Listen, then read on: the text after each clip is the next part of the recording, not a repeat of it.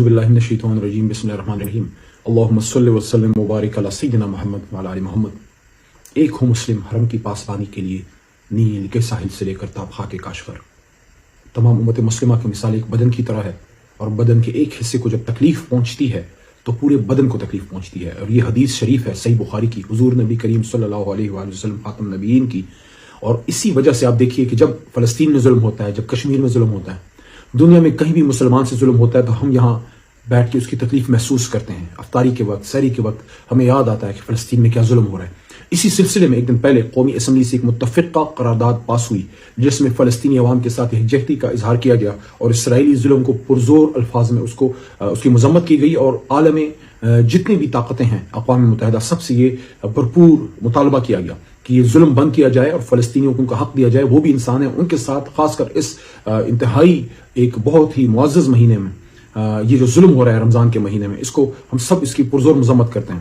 اس سلسلے میں قومی اسمبلی سے ایک متفقہ آواز آئی۔ کچھ دوستوں کو شاید کم معلومات کی بنا پہ کوئی یہ بات کی گئی کہ شاید تحریک انصاف کی طرف سے ایک دو ممبران نے اس کی مخالفت کی۔ ایسی کوئی بات نہیں ہے۔ جب یہ قرارداد پیش کی جا رہی تھی، حکومتی بینچ سے تجویز آئی تو اپوزیشن کی طرف سے میں نے، علی محمد نے، اور ہمارے چیف عامر ڈوگر نے اور دوستوں نے، باقاعدہ ہمارے اس پہ دستخط موجود ہیں جو قومی اسمبلی کے ریکارڈ سے چیک کیا جا سکتا ہے۔ اور جب یہ پٹ ہوئی تو ہمارے اسپیکر جناب سابق اسپیکر اسد قیصر نے کھڑے ہو کے تجویز دی کہ اس کو حکومتی بینچز یا پیپلز پارٹی کی طرف سے نہیں، پورے ایوان کی طرف سے متفقہ قرارداد ہمیں بنانا چاہیے۔ اور اس کے بعد جب یہ متفقہ طور پہ پیش ہوئی تو سب نے اس کو بیک زبان اس کو پاس کیا، اور قومی اسمبلی پاکستان سے ایک مضبوط اور توانا آواز گئی کہ پورے پاکستانی قوم اپنے فلسطینی برادری کے ساتھ ہے۔ اس سلسلے میں یہ کہنا چاہوں گا کہ ان چیزوں پہ سیاست نہیں ہونی چاہیے۔ سیاست ہم کسی اور چیز پہ کر لیں گے، ہم روز کرتے ہیں، لیکن مسئلہ فلسطین پہ، مسئلہ کشمیر پہ، ختم نبوت صلی اللہ علیہ وسلم، حرمت رسول صلی اللہ علیہ وسلم، ہماری ایٹمی ٹیکنالوجی، پاک فوج پہ، ملکی دفاع پہ، امت مسلمہ کے اتحاد پہ، یہ وہ حساس ٹاپکس ہیں جس پہ کبھی بھی سیاست نہیں کرنی چاہیے۔ اس پہ ہمیشہ ایک آواز آنی چاہیے جو قائد اعظم محمد علی جناح کی ہے۔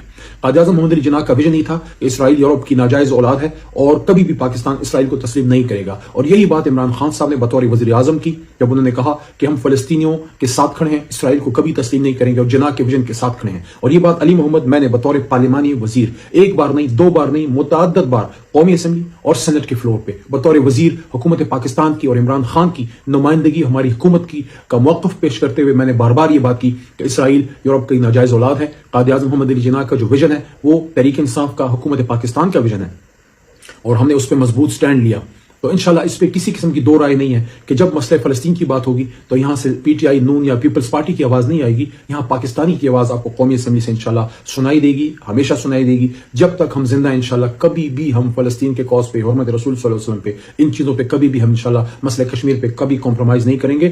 اس سلسلے میں کسی قسم کی افواہ سازی سے اپنے آپ کو دور رکھیے۔ تحریک انصاف مضبوط کھڑی ہے، مسئلہ فلسطین پہ فلسطینیوں کے ساتھ کھڑی ہے۔ اور کچھ عرصے پہلے جب یہ ظلم ہوا، میں جیل سے نکلا تھا، یہ 4 مہینے پہلے کی بات ہے، باقاعدہ فلسطینی سفارت خانے میں نے ذاتی طور پہ جا کے وہاں تحریک انصاف عمران خان صاحب کی نمائندگی کی، اور وہاں پہ میں نے موقف پیش کیا جو پاکستانیوں کا، مسلمانوں کا موقف ہے، اور وہاں پہ اور بھی جماعتوں کی نمائندگی تھی۔ تو ہم ہمیشہ فلسطینی کاز پہ فلسطینیوں کے ساتھ کھڑے رہے، کسی قسم کی شک و شبے میں پڑنے کی کوئی ضرورت نہیں ہے۔ پاکستان زندہ باد، فلسطینی عوام، مسئلہ فلسطین میں فلسطینی شہادتیں، ان کا کاز، امت مسلمہ پائندہ باد۔